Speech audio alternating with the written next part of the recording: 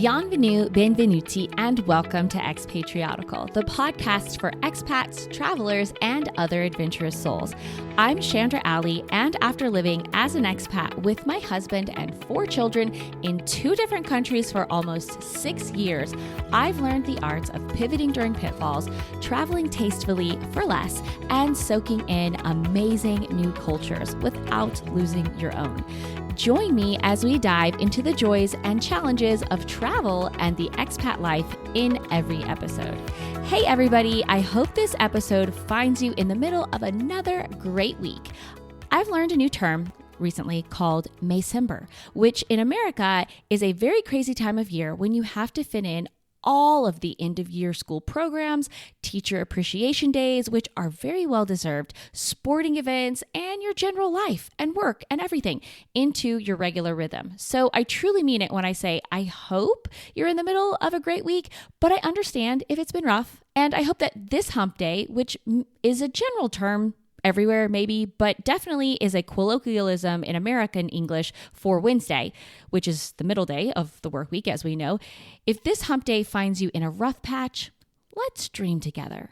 Lots of times when you move as an expat, it's because you want to travel. Not just for that reason, but it's a good incentive. And maybe you want to travel not only to your new city or country of residence, but maybe to the cities around it or countries around it. For those that may just be tuning in to Expatriotical for the first time, I'm coming up on almost 6 years in August of living life as an expat. The first 4 years, my husband and I and our 4 children lived just south of Milan, Italy. After 4 years of living there, we moved to Paris. And I should make it clear that moving from country to country in Europe is not typical for my husband's position. That's just how it worked out. But I will say that it has made getting to see multiple countries while we have lived here possible, and we have loved it. And for you, maybe you've moved to a location that may not be your ideal, but surrounding you, there is a ton to see, and it's only a quick plane ride away to see another country that you've always wanted to visit. So we are going to do a bucket list travel episode. As I say in the opening of the podcast, I want to help you travel tastefully for less. And so I'm going to share some practical ways to do that. And hopefully you can take those principles, and maybe even the actual airlines or apps I use to build some bucket list travel or dream vacations for yourself and or your family. First, we'll start with transportation. And I have to put a caveat out there that you should always do your due diligence in researching and reading reviews, not only for transportation companies such as airlines, but also when you're booking accommodations, etc. But with that said, I have become, while living in Europe, a huge fan of budget airlines. The first and main one I have used is called EasyJet. In Europe, what a budget airline generally tends to do is limit you to a backpack and maybe a small purse or personal item, and then charge you for anything beyond that, such as carry-on luggage, getting to choose your seat, and of course, snacks and other foods and beverages. A plus side is that when you book as a family and want to save money by not choosing your seats, they will book you to sit together with your children. At least that is my experience. Using budget airlines like this is great for long weekend travel, but I'm sure you can use it for longer vacations as well. And most recently, I used it when going to see some dear friends back in Italy, and I think I spent around €58 for a round trip ticket from Paris to Milan. What a steal. Another airline I have recently tried for the first time is called Transavia. It is a sister company or offshoot of Air France, so you may be able to use points to book with them. But we use them for the first time going on a major bucket list destination of mine, which is Greece. We were able to book 6 round trip tickets from Paris to Mykonos and back for just over €700. Granted, choosing to book slightly out of season, I mean, literally the island was gearing up when we started to leave for the beginning of their tourism season. It definitely saved us a pretty pretty penny. And I know this because I had looked into tickets to go to Greece at the end of October during the Toussaint vacation that my kids have to celebrate my 40th birthday, and the tickets were around 2,600 euro.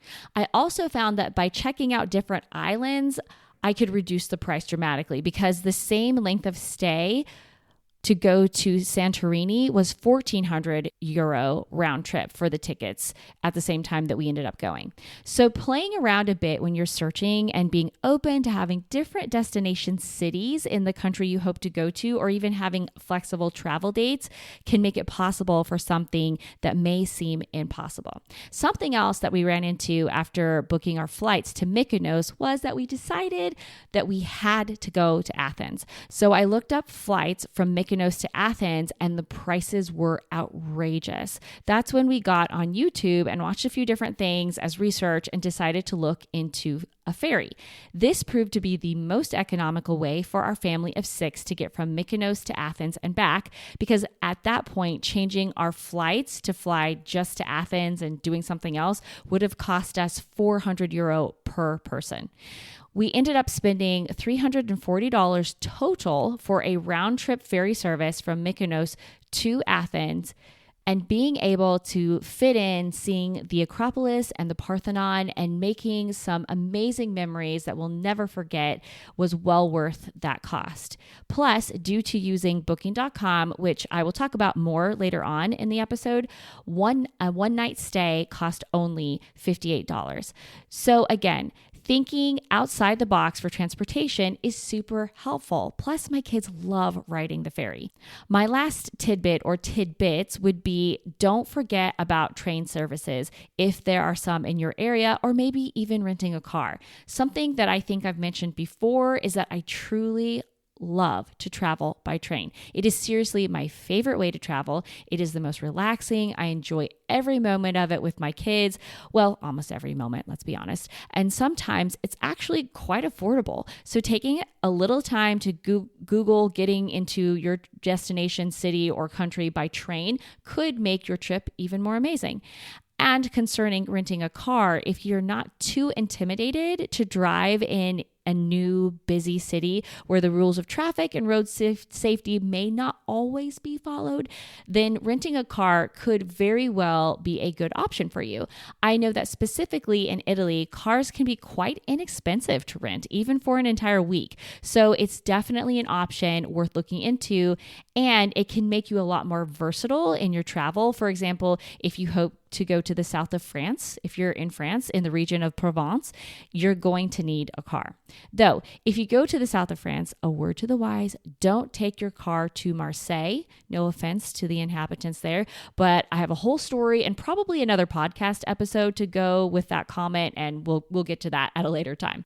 Okay, something I probably could have mentioned a little earlier was to make sure that you sign up for a rewards program, whether it's for an airline or hotel, for an accommodation service. Sign up for it. And if you are the CIP, as a reminder, that means completely irreplaceable partner, who is the person that moves and it's not for their job. See episode 2, Redefining Trailing Spouse, to find out more.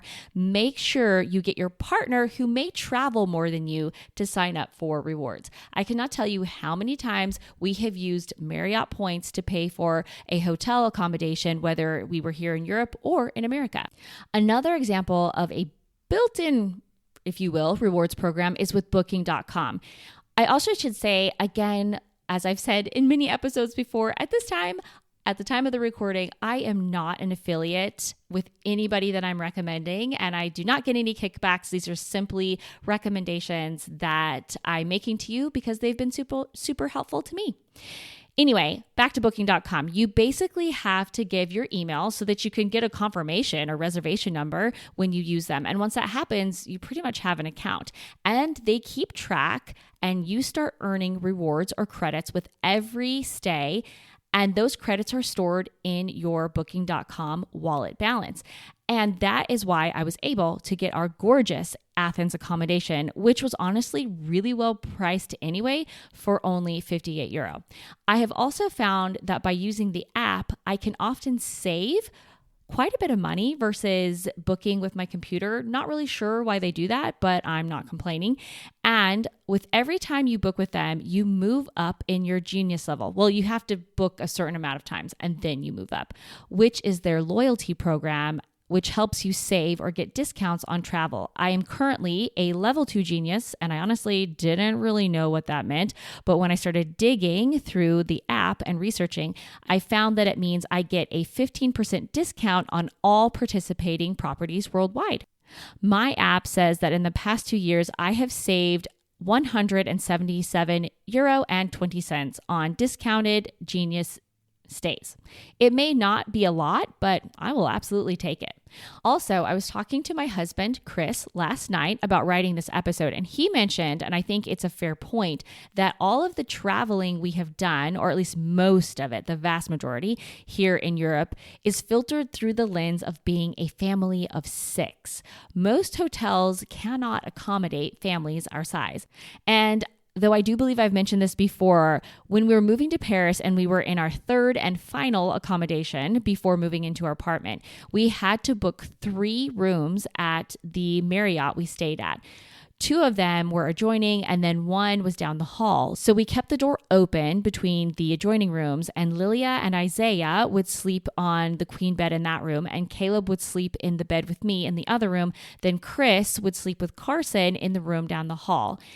It was obviously not ideal, but at that point, it was the best we could do. And this is our experience in multiple cities in Europe. So frequently, we choose Booking.com or an Airbnb or VRBO because we can book a lovely apartment that can accommodate all of us for a reasonable price. So I say all of that to say that if you are a single person, a couple, or a family with not quite as many children as we have, you may have a lot more options in accommodations. So please keep that in mind as you search for accommodations. But also as an encouragement to those with medium to larger size families, not getting to go somewhere can sometimes work in your favor. We were not able to go to the Amalfi Coast due to the prices of the accommodations and the size of our family.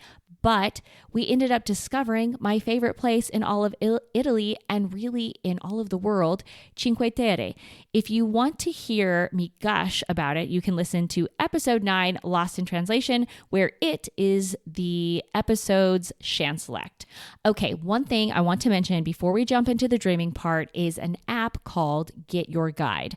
I first heard about it from my friend Marnie when I was preparing to take my mom to Rome, and I had never been there myself, and I was wondering how to get everything booked. I mentioned it to Marnie, and she said, you can use an app called Get Your Guide. You can get tickets to museums, tours, monuments, pretty much anything. If you can't tell, Marnie has a beautiful British accent, which I'm sure I did not do justice to. But nonetheless, I downloaded the app. I was able to book a walking tour of the Vatican in minutes. Then I booked us tickets for a no-wait entry into the Colosseum. I was able to pretty much plan our trip within the comfort of our hotel room. This past weekend, I used it again when my mom and I went to London. Definitely a bucket list place for her and my favorite city in Europe, though I will be honest, Paris is really vying for that title since I live here. I was able to browse through bus tours and compare prices, and we ended up being super satisfied with purchasing a 24-hour hop-on, hop-off big bus tour and a one-way city cruise boat tour. Granted, I didn't use it to book everything. Sometimes there is a bit of a surcharge for certain things. So to visit Kensington Palace and the Tower of London, I went directly to their websites. But overall, Get Your Guide is a fantastic tool that I have used over and over again, and I highly recommend it. Okay, now enough of the practical stuff and on to the really fun part. But first, for a glimpse into why traveling is so important to me, I grew up being an avid reader. I loved books for all of the adventures they took me on and new places I could go to in my mind, some of which actually existed. I loved books because we were quite poor. I know people don't like that word, but that's what we were. We didn't have a lot of money growing up and couldn't afford to travel to any of those places that I dreamed of going to. So I knew that books and television, a little bit in part also could take me there. And now that I'm all grown up and have the opportunity to see these places in real life, I am so thankful to God that I get to. I truly cannot believe it. Anyway, this may seem kind of silly to some of you, and please do not do this part if you are driving, riding a bicycle, or in motion in any way. Please wait until you are in a still and safe place. But when you get there, I want you to close your eyes and imagine with me. Seriously, go ahead and close them. Now, take a deep breath and exhale. I'm going to take you to the town of Mykonos on the island of Mykonos. Imagine a warm Mediterranean sun shining down on you as you look out over your balcony to the sea. The sun has just finished.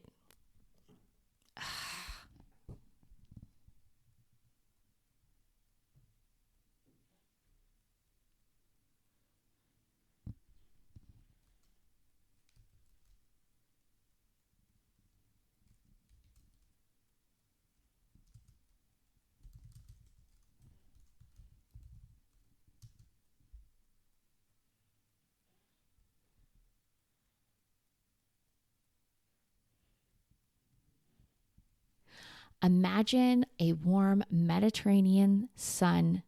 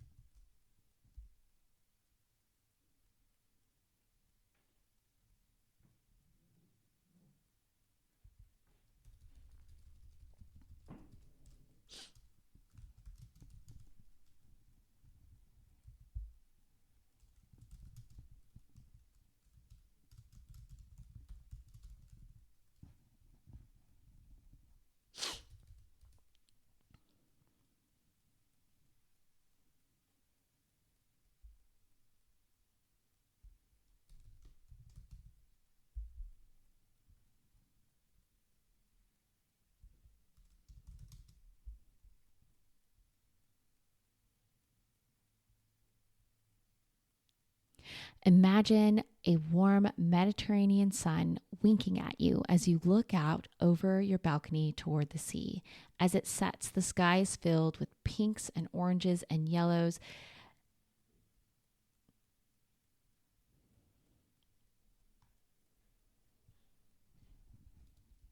And their light